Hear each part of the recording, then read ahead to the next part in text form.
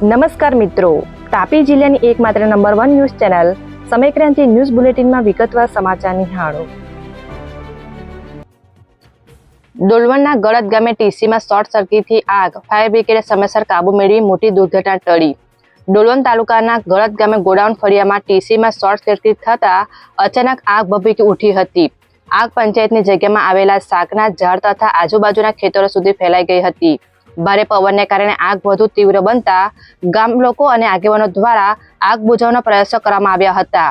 ત્યારબાદ વ્યારા ફાયર બ્રિગેડને જાણ કરવામાં આવતા ટીમે તાત્કાલિક પહોંચી આગ પર કાબુ મેળવી મોટી દુર્ઘટના ટાળી હતી.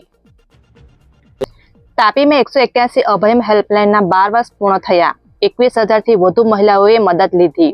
તાપી જિલ્લામાં 181 અભયમ મહિલા હેલ્પલાઇન દ્વારા છેલ્લા 12 વર્ષમાં 21,137 મહિલાઓને માર્ગદર્શન અને સુરક્ષા આપવામાં આવી છે. જ્યાં વર્ષ 2025માં 1,962 મહિલાઓએ મદદ માંગી હતી, જેમાંથી 425 કિસ્સાઓમાં સ્થળ પર જ કાઉન્સેલિંગ સમાધાન કરવામાં આવ્યું હતું. ત્યારે આ સેવા મહિલાઓ માટે સંકટ સમયે મહત્વપૂર્ણ સહાય બની છે, જે બાબતની માહિતી 181ની ટીમ દ્વારા પ્રાપ્ત થઈ હતી. વ્યારામાં નારી સશક્તિકરણ પર ભાર, સિદ્ધિ હાંસલ કરનાર મહિલાઓનું સન્માન કરવામાં આવ્યું. તાપી જિલ્લાના વ્યારાનગરમાં ડોક્ટર શ્યામા પ્રસાદ મુખર્જી હોલમાં આંતરરાષ્ટ્રીય મહિલા દિવસ નિમિત્તે મહિલા સંમેલન યોજાયું હતું, જેમાં પદ્મશ્રી રમીલાબેન ગામિતે મહિલાઓના સશક્તિકરણ વગર સમાજનો સર્વાંગી વિકાસ શક્ય નથી તેવું જણાવ્યું હતું. કાર્યક્રમમાં વિવિધ ક્ષેત્રે સિદ્ધિ હાંસલ કરનાર મહિલાઓ અને તેજસ્વી દીકરીઓનું સન્માન કરવામાં આવ્યું હતું. ઉચ્છલના બણબુજા ગામે કારની ટક્કરે મહિલાનું મોત જ્યારે અન્ય 2ને ઈજાઓ પહોંચી.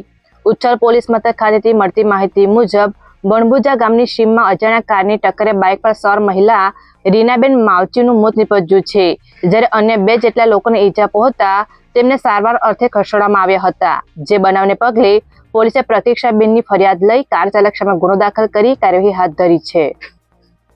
આદિવાસી સર્વાંગી વિકાસ સંઘ નિઝર દ્વારા તાલુકા મામલતદારને આવેદનપત્ર આપવામાં આવ્યું. નિઝર આદિવાસી સર્વાંગી વિકાસ સંઘના નેજા હેઠળ તાલુકા મામલતદારને એક આવેદનપત્ર આપી રજૂઆત કરવામાં આવી છે, જ્યાં મહિલા દિન નિમિત્તે અલગ અલગ 11 પડતર માંગોને આવરી લઈ રજૂઆત કરી ઝડપી નિકાલ કરવામાં આવે સહિતની માંગ કરાઈ હતી, જ્યાં મહિલા આગેવાનો અને હોદ્દેદારો હાજર રહ્યા હતા. સોંગઢમાં રોડ ક્રોસ કરી રહેલા પુરુષને કારે ટક્કર મારી ટૂંકી સારવાર બાદ મોત નીપજ્યું. સોંગઢ પોલીસ મથક ખાતેથી મળતી માહિતી મુજબ દુર્ગા આર્કેડ નજીકથી પસાર થતા હાઈવે પર રોડ ક્રોસ કરી રહેલા દિલીપભાઈ વસાવાને અજાણ્યા કારે ટક્કર મારી દેતા અકસ્માત સર્જાયો હતો, જેમાં દિલીપભાઈનું ટૂંકી સારવાર બાદ મોત નીપજતા પોલીસે કાર ચાલક સામે ગુનો દાખલ કરી કાર્યવાહી હાથ ધરી છે.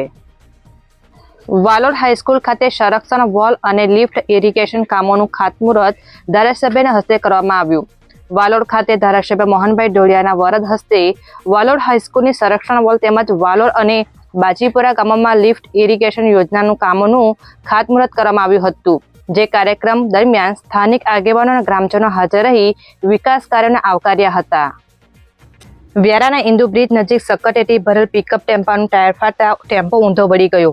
વ્યારા તાલુકાના ઇન્દુ બ્રિજ નજીક સક્કટેટી ભરેલ પિકઅપ ટેમ્પાનું અચાનક ટાયર ફાટતા અકસ્માત સર્જાયો હતો, જ્યાં પિકઅપ રસ્તા વચ્ચે ઊંધો વળી જતા સક્કટેટી રસ્તા પર વેરવિખેર થઈ ગઈ હતી. જોકે અકસ્માત ચાલકને ઈજા પહોંચી હતી, તો બીજી તરફ સ્થાનિક જીઆરડી જવાનોએ ટ્રાફિક ક્લિયર કરાવ્યો હતો. સમયક્રાંતિ ન્યૂઝ ચેનલમાં તાપીના સમાચાર મેળવવા માટે ચેનલને યુટ્યુબમાં જઈ સબસ્ક્રાઇબ અવશ્ય કરી લેશો અને લિંક તમારા મિત્રોમાં શેર કરશો. આવતીકાલે ફરી મળીશું નવા સમાચારના અપડેટ સાથે. આભાર.